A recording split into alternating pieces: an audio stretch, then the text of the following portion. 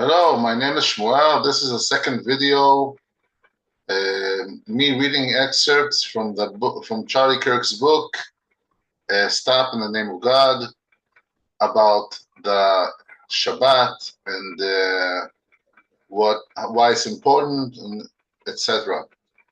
Um, so, next chapter is about the history of the Sabbath. Um, so. Thus, the Sabbath became a defining mark of Jewish identity. It was not the day of production, but the day of sanctification. It was a time in which Jews bore witness to their God not through action, but abstention, not by building, but by ceasing. In a world that demanded productivity as proof of worth, Israel declared something more ancient and more human, that the image of God in man is most clearly seen when he rests in God. This reminds me of, I think he writes this in the book, maybe we'll get to it, about the hearing God's voice in the silence. In Judaism, you also have this kind of idea about bat kol, or also in meditation, or in like when you are alone in nature. And the idea is basically you can connect to the sublime, to the creator, usually when there's real silence, inside yourself, inner silence, outer silence. Of course, that's not the only way to connect, right? But it's a powerful way to connect. So, second, continuing the chapter.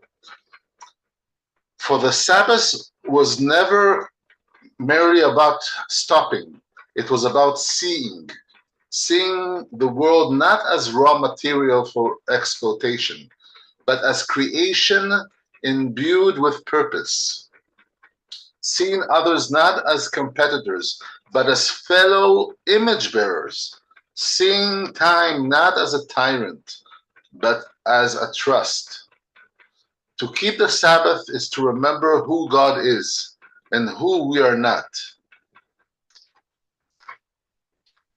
Okay?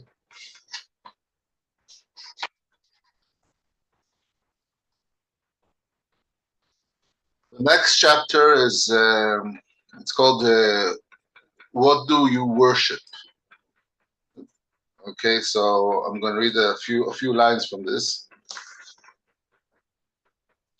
This is here. Kirk is talking about the golden calf. When Moses went up the mountain, came back with the first 10 commandments, and the sons of Israel were doing bad things, created a golden calf to worship, and then Moses, got very angry and destroyed the first 10 commandments tablets. Okay. He seized the golden calf, burned it with fire, ground it into powder, scattered it on the water, and made the Israelites drink it, forcing them to consume the filth of their own rebellion. Turning to Aaron, his voice cut with incredulity and rage. Moses demanded an explanation. Aaron, spineless, blamed the people and muttered absurd excuses. By the way, this is so human. Excuses. Humans are masters of excuses or rationalizations. If we didn't know any better, looking from aside, every human is perfect. He has explanations. Anything he does, he will always explain why he did it. But that's not the right way to live. You have to take responsibility. Anyway. In fact, in one of the funniest and yet most tragic absurd excuses, in one of the funniest and yet most tragic lines in all of Scripture, Aaron essentially claims that he threw the gold into the fire and a calf came out. Yeah, that's like, yeah, kind of was it. His excuse is almost laughable in its absurdity, but it reveals something dark about the human heart. Rather than confessing his sin, Aaron attempts to distance himself from it. And though idolatry were something that simply, as though idolatry were something that simply happened by accident, with no human will behind it. But adultery is never accidental. Idols are shaped first in the imagination, then with the hands. Aaron's weak attempt at denial captures the reflex of fallen man, to blame circumstances, to deny responsibility, to pretend that the things we bow to somehow emerged without our choosing. It is not merely foolishness, it is a refusal to reckon with the deliberate rebellion of the heart. And this reminds me in Genesis, when man ate from the fruit of knowledge, and the Creator asked him, oh no, sorry. when Cain murdered Abel, his brother, and then the Creator came to Cain and asked him, what did you do? He asked, where's your brother? And Cain answered, am I the keeper of am I my brother's keeper? That was like his first answer. Am I my brother's keeper? So it's not the same, but it just reminds me of kind of, the way people try to escape responsibility. Anyway,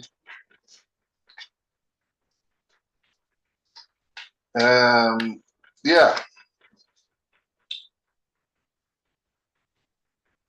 Why is earth worship so seductive? The human heart craves the tangible. Unlike the invisible, holy, and demanding God of Scripture, nature offers a God you can see, touch, and even manipulate. Earth worship appeals to guilt. I have wronged the planet. To fear, the earth will destroy me. And to control, if I do the right rituals, I can appease it. It is a counterfeit faith that satisfies the religious instinct while avoiding the moral demands of the true God. And I want to say something. If I don't mean to be, controversial to Christians out there, but I have to say, I'm a Jew, right? So to me, worshiping a man is adultery too. It's worship anything that is flesh and blood. It is. I can understand that it's like, it is like maybe more comforting, and it's a better feeling because you can connect better to a human being that is also a God or whatever. You know what I mean? But just like Kirk says about the idol worship, about the climate catastrophization, and about the earth worship and stuff like that, I say about the Christian worship of the flesh, of the human image, right? And I don't want to, you do you. I'm not here to, unlike other religions, us Jews, we don't go out there and, force our beliefs onto others. But this is my opinion, my strong opinion, and I think it is very based and very logical. And also, it's based on the 10 Commandments. The first commandments about not making false idols, and about remembering we didn't see any image on Mount Sinai. We have to remember no image, nothing. So we have to remember that the God is transcendental. It is It is metaphysical, right? It is all encompassing. It is not physical. The physical is something we need to transcend. So I would be disingenuous if I didn't say that. I mean, of course, Charlie Kirk. I'm reading, but I'm saying my opinion that if you follow this logic and then follow the Ten Commandments and stuff like that, you will reach that conclusion. That doesn't mean that Yeshua wasn't a prophet, wasn't a holy man. It doesn't mean that at all. But part of the reason Jews have a very hard time accepting Yeshua as one of the prophets is because that they made him more than that, and because the Jews were we were prosecuted if we refused to deify flesh. So I mean, of course, the backlash was the Jews don't want to see anything good about, but I think the middle ground, or let's say, in my opinion, he was a holy man. Maybe he was even a prophet. Why do I say he was a prophet? Because he prophesied that the temple would be destroyed, and it happened. I try to look at things not as I want them to be, not as it's comfortable for me to see them. You know what I mean? I try to look at things as critically as possible, and then so when I look at the thing, the both of the religions and the historical everything, this is my conclusion is probably, if we are to believe in anything, but if we are to believe in the scriptures, Yeshua, what you call Jesus, he was a holy man, and I say this because he wanted to heal, and he wanted to stop the all kinds of corruption, and stuff like that. And he also maybe was a prophet because he prophesied the future, and it came true. So I didn't mean to get into that, but I would be amiss if this is my opinion, and okay, this is not Charlie Kirk's opinion. He was a Christian, and I'm not trying to. This is me. Just this is what I believe. Now let's go back to the book. Okay, okie dokie.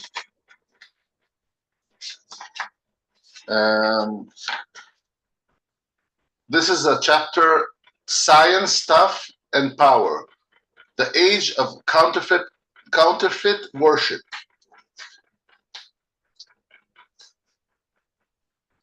Similarly, in corporate life, data from the Harvard Business Review reveals that among the middle and senior managers, the primary cause of burnout and dysfunction is not workload, it is toxic leadership rooted in the abuse of power.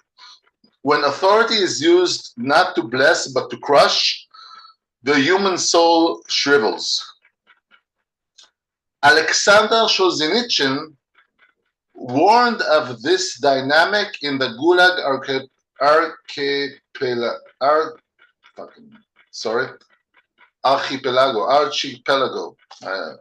I read that book, but unlimited power in the hands of limited people always leads to cruelty.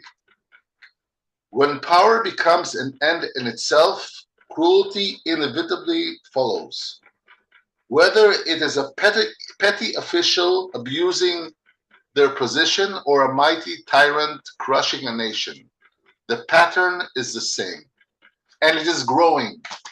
In America, we now see the rise of bureaucratic empires, unelected and uncountable, who exercise enormous control over daily life. Agencies issue decrees with the force of law.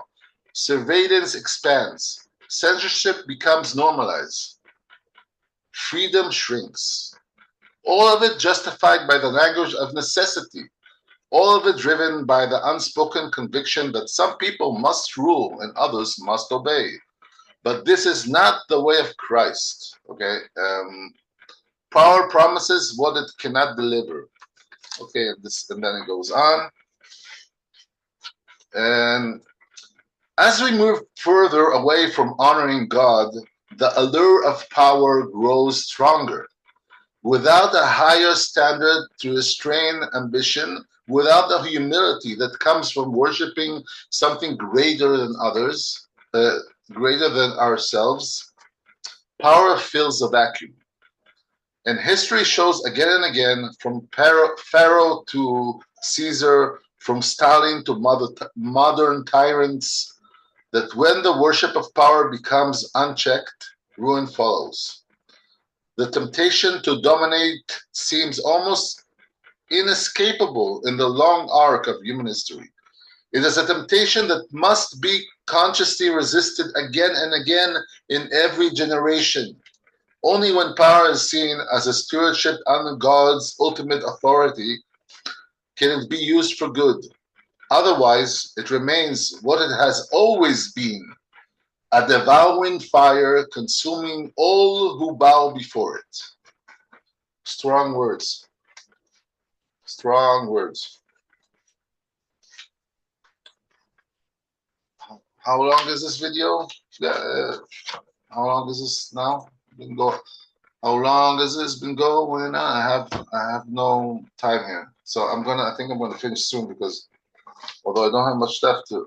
Okay, but the next chapter, the Sabbath improves your health.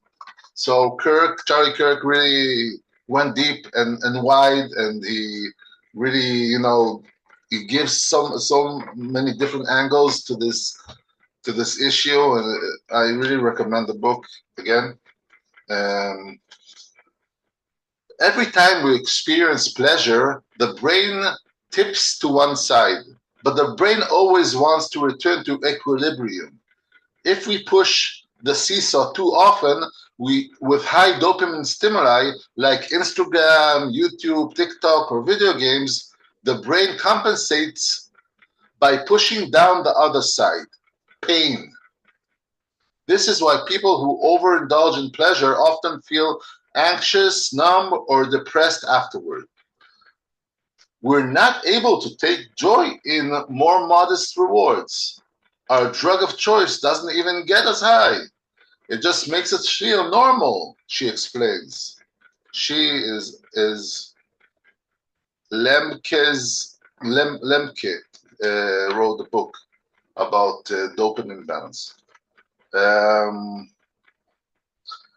This isn't just about addiction to substances. It's a biological mechanism beyond behavioral addictions, which she warns are now far more common and socially accepted.